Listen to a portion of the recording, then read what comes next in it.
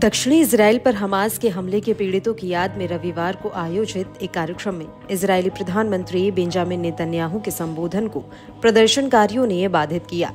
प्रदर्शनकारियों ने शर्म करो के नारे लगाए और जमकर हंगामा मचाया, जिससे नेतन्याहू को अपना भाषण शुरू होने के कुछ ही समय बाद रोकना पड़ा। इस कार्यक्रम का पूरे देश में लाइव टेलीकास्ट किया जा रहा था। कई इजरायलियों का मानना है कि नेतन्याहू की विफलताओं के बाद ही हमास 7 अक्टूबर 2023 को इजराइल पर हमला कर पाया था। साथ ही ये लोग गाजा में हमास द्वारा बंधक बनाए गए शेष बंधकों को अब तक नहीं छुड़ाने के लिए भी नेतन्याहू को जिम्मेदार मानते हैं। भाषण के लाइव प्रसारण के अनुसार नेतन्याहू रविवार को समारोह के दौरान मंच पर स्थिर खड़े रहे, क्योंकि भीड़ में मौजूद दर्शकों ने चिल्लाते हुए उन्हें 1 मिनट से अधिक समय तक बाधित किया। कुछ लोगों ने तुम्हें शर्म करो चिल्लाया और हंगामा मचाया, जिससे नेतन्याहू को अपना भाषण शुरू होने के तुरंत बाद रोकना पड़ा। प्रदर्शनकारियों में से एक बार बार चिल्ला रहा था कि मेरे पिता को मार दिया गया। इस मरणोत्सव का उद्देश्य शोक संतप्त परिवार के सदस्यों को भाषण में शामिल नहीं करना था, क्योंकि उन्हें डर था कि वे इजरायली सरकार की आलोचना करेंगे।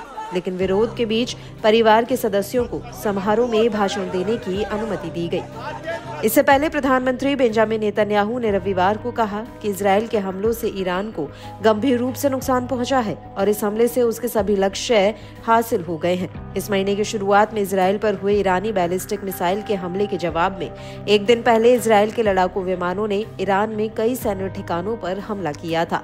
ईरान के सर्वोच्च नेता अयातुल्ला अली खामेनेई ने रविवार को कहा कि इस हफ्ते ईरान पर हुए इजरायल के हमले को ना तो बढ़ा चढ़ाकर और ना ही कम करके बताया जाना चाहिए। बहरहाल खामेनेई ने इस हमले के बाद जवाबी कार्रवाई का आह्वान नहीं किया है। खामेनेई का इस बयान से साफ है कि ईरान इस हमले को लेकर अपनी प्रतिक्रिया पर सावधानी पूर्वक विचार कर रहा है।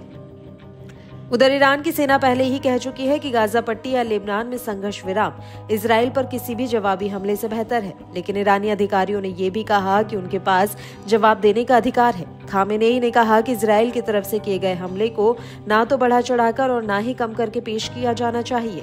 उन्होंने कहा कि इजरायली शासन की गलतफहमियों को दूर किया जाना चाहिए। उन्हें ईरानी राष्ट्र और उसके युवाओं की ताकत और इच्छा शक्ति के बारे में समझाना जरूरी है।